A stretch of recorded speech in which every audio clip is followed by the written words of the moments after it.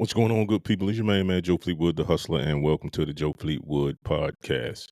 If this is your first time listening to this show, make sure you go to joefleetwood.net and check out all of my social media links. You can also find in the Joe Fleetwood shop the hat and the hoodie that I have on right now, and find some of my Joe Fleetwood merchandise. It's not all signature merchandise, so check it out. You might find something in there that you like. Also, if you are watching this on YouTube, make sure you like and hit that subscribe button. If you're a streamer, you can also find my Twitch information along with Kick on there as well, as I do game streaming some Saturday mornings also.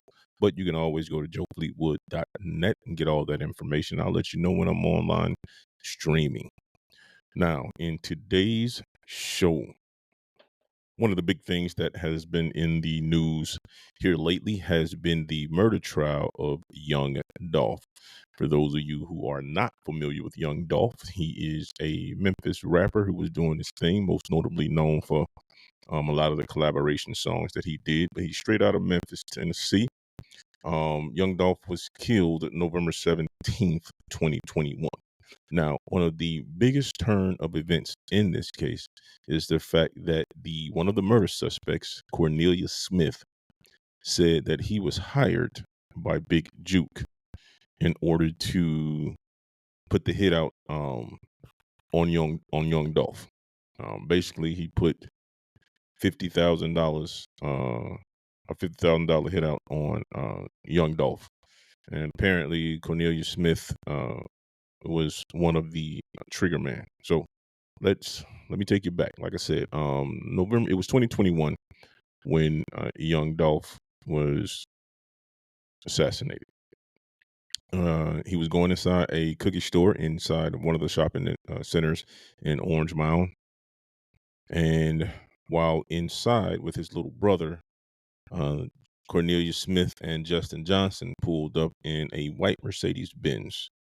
They began shooting inside of the cookie store where Dolph and his younger brother were at, killing Young Dolph. The little brother of Young Dolph, he had a gun on him, came outside, he let off a couple of rounds, and he ended up hitting Cornelius Smith in the arm and the leg.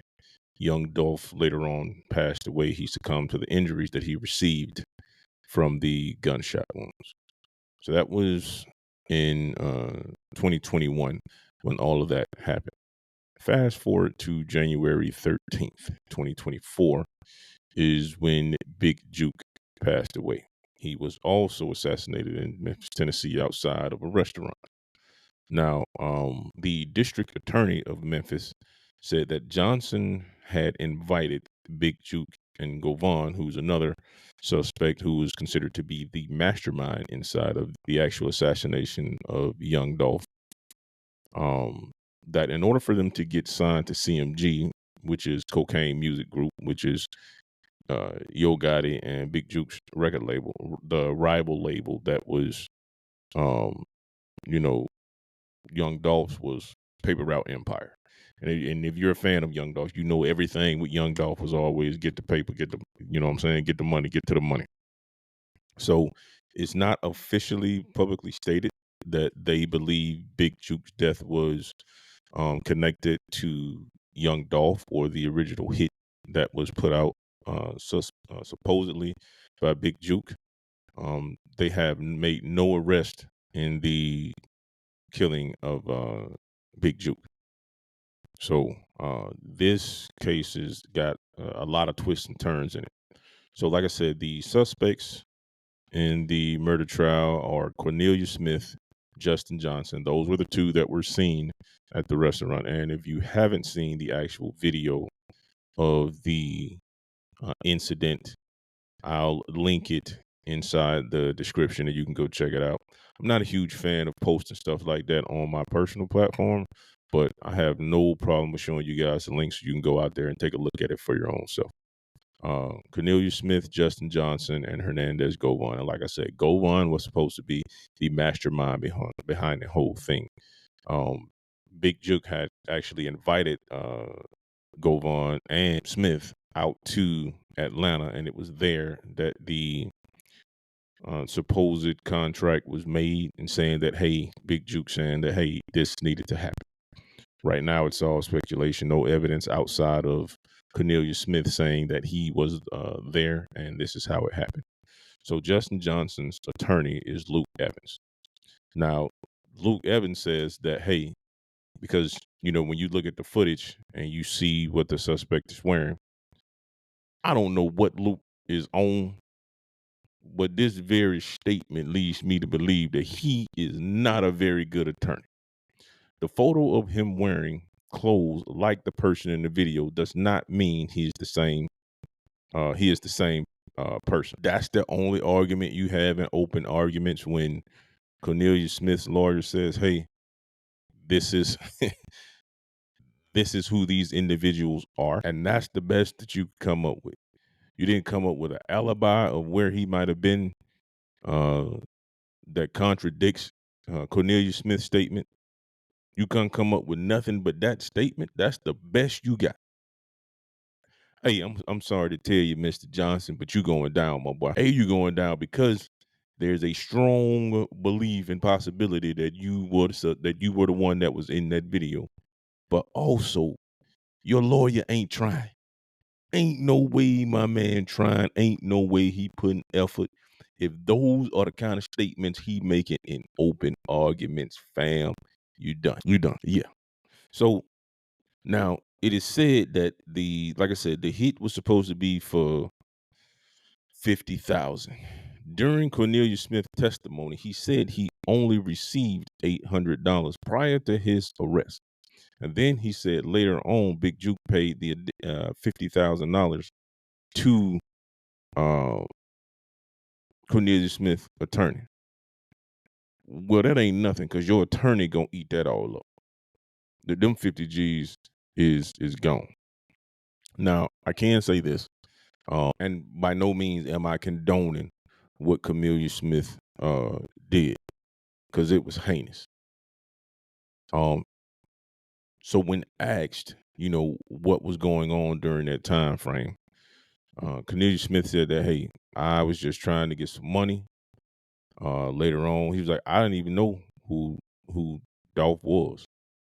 He said that the only reason he even knew, and this is to Dolph's credit and to his character, because he was always doing something in Memphis, Tennessee. But he said the only reason he even knew that Dolph was going to be in town is because he was doing a turkey giveaway, right? It's November 17th, Thanksgiving. My man is out in the city giving back. He's constantly giving back. He's always doing something for the people of Memphis. And here this man is coming back to get some cookies to support a black-owned business, to give back by giving out Thanksgiving turkeys to people so they can have a nice meal for Thanksgiving. And then he end up getting killed. And you do it on your daughter's birthday. Right after he committed that assassination, he decided to then go ahead to his daughter's birthday party. Now, where I'm going with this is to talk to Cornelius Smith's mental state. According to him, a few months prior to that, his son had died, and said that he was constantly popping pills and doing drugs to try to make that pain go away. But while in prison, after he had been arrested, he began to sober up and his conscience started to eat away at him. And that's when he decided to, come clean. First day of trial. And he came out the gate, straight out the gate, telling exactly what it was. He didn't hesitate. That's why I believe that the man is telling the truth. Because at this point, it wasn't like everything he said it with conviction. Because I don't think there's any amount of money that you could pay somebody in his position to tell a lie, especially one as big as this one. Because what this is going to do is going to put a target on him. And I'm talking about in prison, wherever he goes. I don't know if there's enough money out there or enough protection for this man in prison. I do not know, because you all seen what they was doing to the dude that murdered Nipsey Hussle. Like that man is in prison suffering.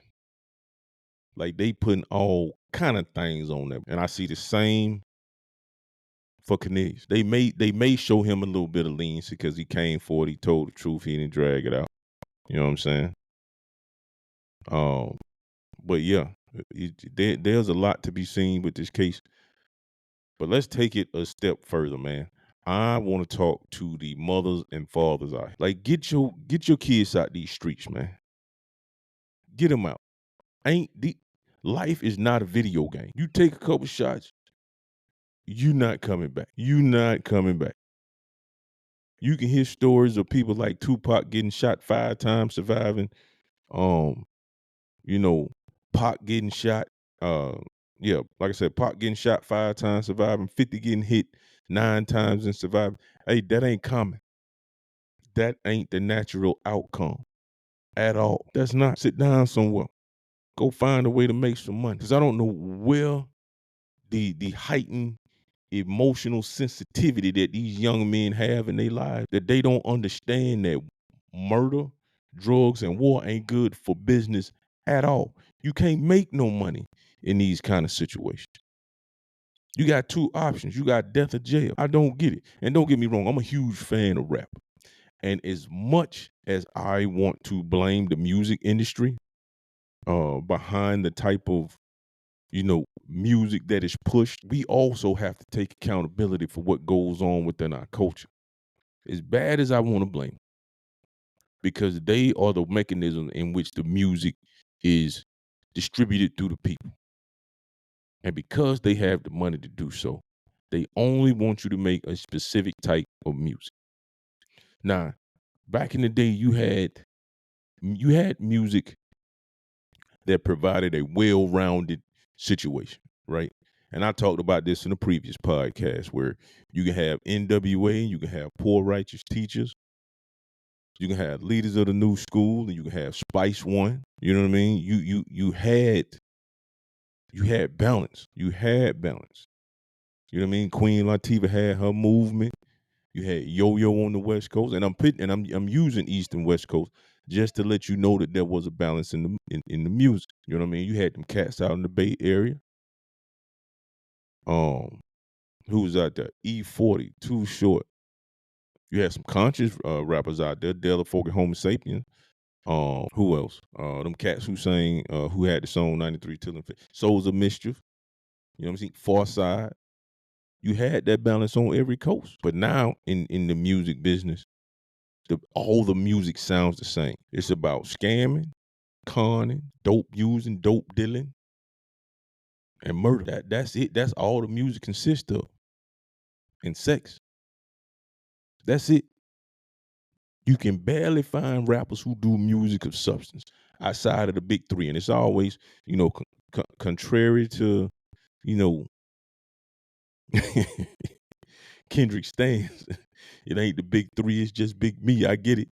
But between Kendrick, Drake, and, J. Cole, those are the only ones who have the ability to put out music that doesn't fit the norm of what these record labels push. And I also talked about that in one of my previous podcasts, Hip Hop Dismantle. But yeah, you know what I mean? Parents, keep your kids out of these streets because ain't nothing out there good for them. And if you know your child is out here committing these type of heinous crimes and destroying the public and destroying the neighborhood, you got to do somebody for somebody else. You can go see your son in the county or the pen or in the feds, or you can go visit a graveyard. Because before I let one of mine go out here and do something stupid, hey, y'all can come get him. Y'all can come get him. No, I ain't finna condone none of that bullshit at all. Not in my house, not from one of mine. After I give you some straightening and you don't listen and you still go back out there, boy, I send them folk to you.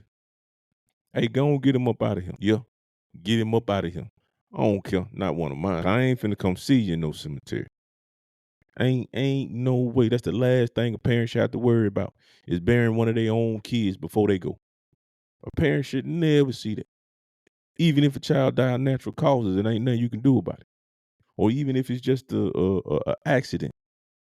I don't wish that on no parent, on nobody. Now here this man is, done murdered this man who been taking care of the neighborhood. Ain't that what you're supposed to do after you make it big? People are always saying, yeah, cats make it big, they don't never come. This man was coming back. And look what happened to him. Coming back, taking care of people.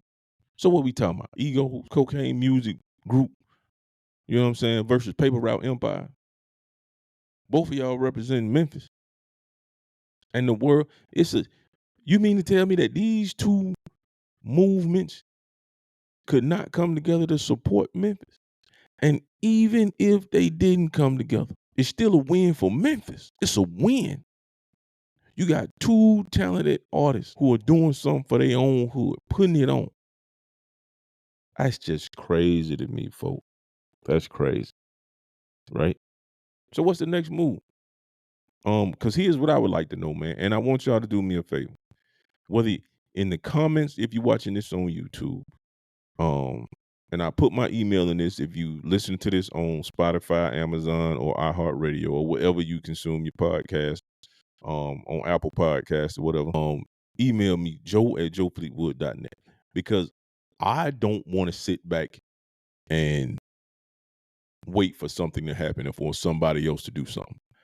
I want to hear it from the public, because at some point we as a people have to take a stand and say we are not standing for this bullshit in our community.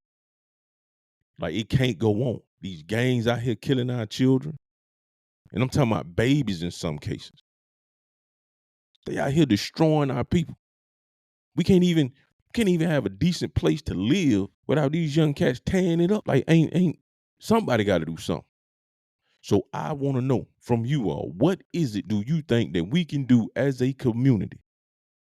Because I look at it like this: either we can go the route of the Black Panthers, or we can create a militia and just destroy that whole movement over there, like they do with cancer. You go in and you kill it off. Or you got gangrene, you cut it off.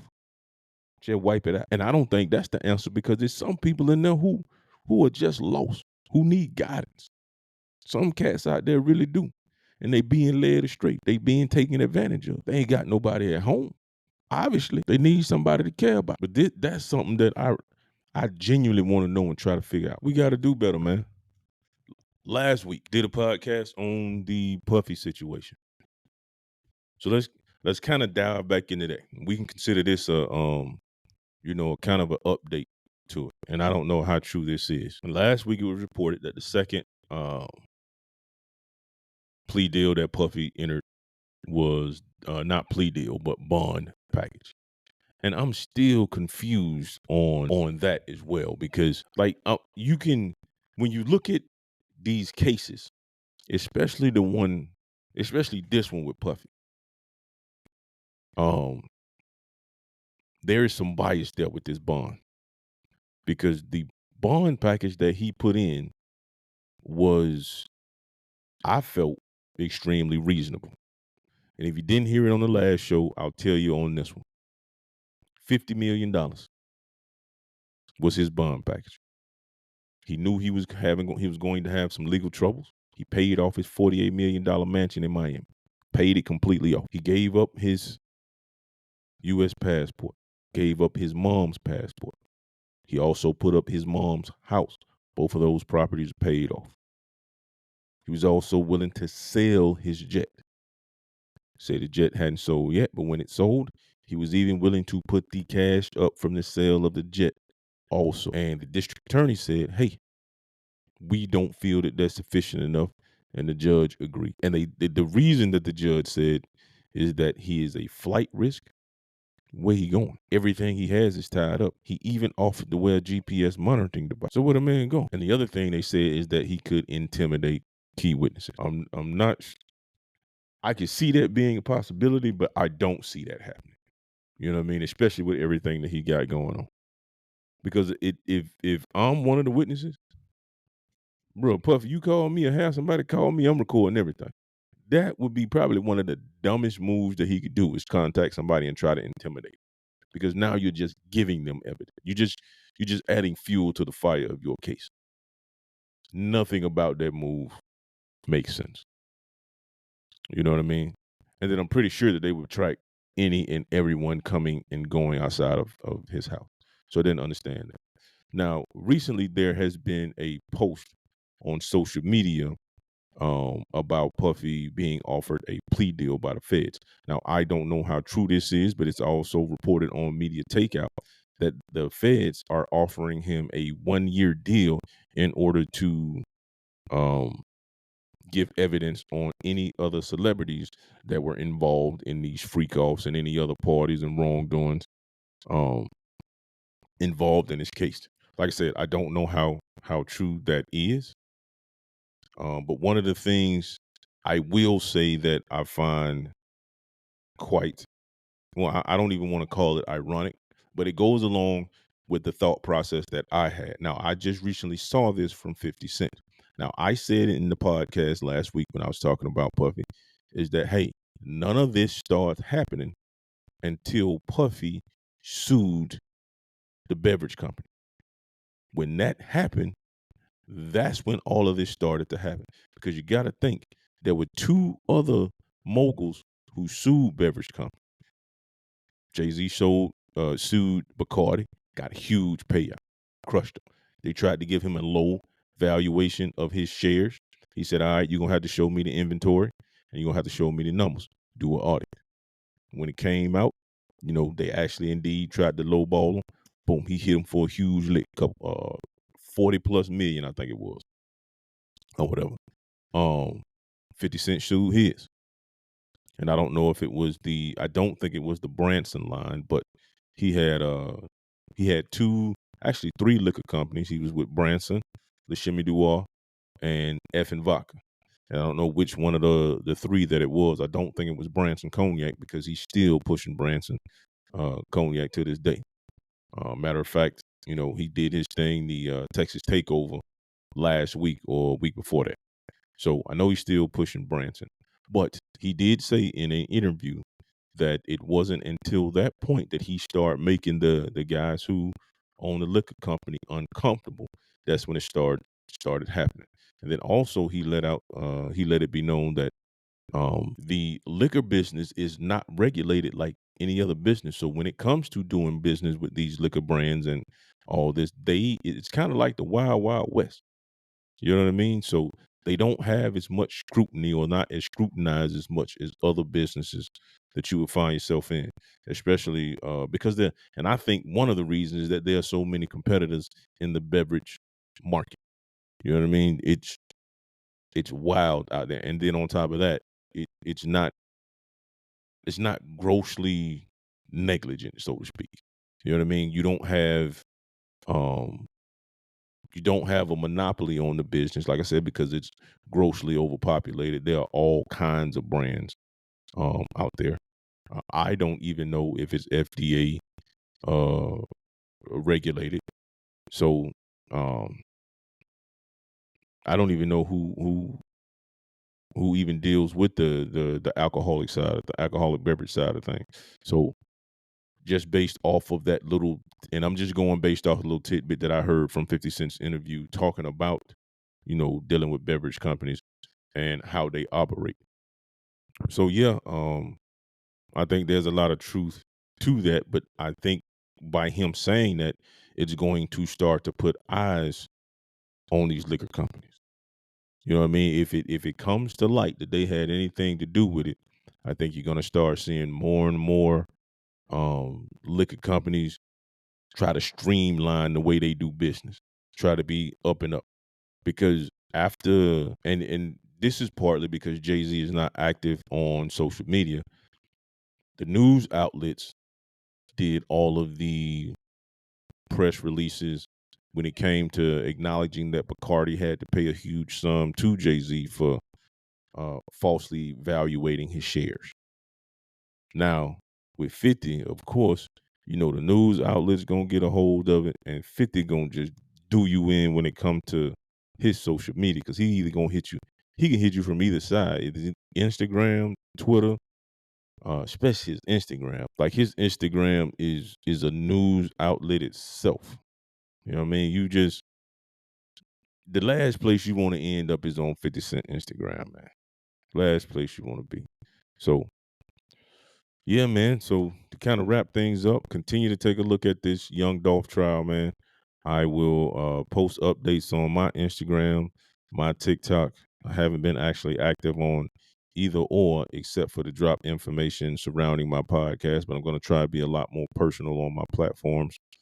Same thing with my Twitter. Not on Twitter as much as I used to be, so I'm gonna definitely gonna start being a little bit more active on that, man, and try to bring you guys what's going on in the world today, and we'll find different topics to talk about. And by all means, man, please feel free to drop information inside my comments. If you're watching this on YouTube, you can also email me at joe@joefleetwood.net. And make sure you go to joefleetwood.net and check out our shop. I got all kinds of merchandise in there. You find this cap, you find this hoodie, along with a bunch of other stuff I got in there, man. Trust me, you'll like it. And like I said, man, thank you guys for joining me. Make sure you like and subscribe on YouTube, and make sure you do the same thing on Spotify and Apple Podcast and wherever it is you're listening to this podcast at, man. All of that stuff really helps me. It costs you nothing to hit the like and subscribe button. It's absolutely free, man. Thank you. Until next time. Peace.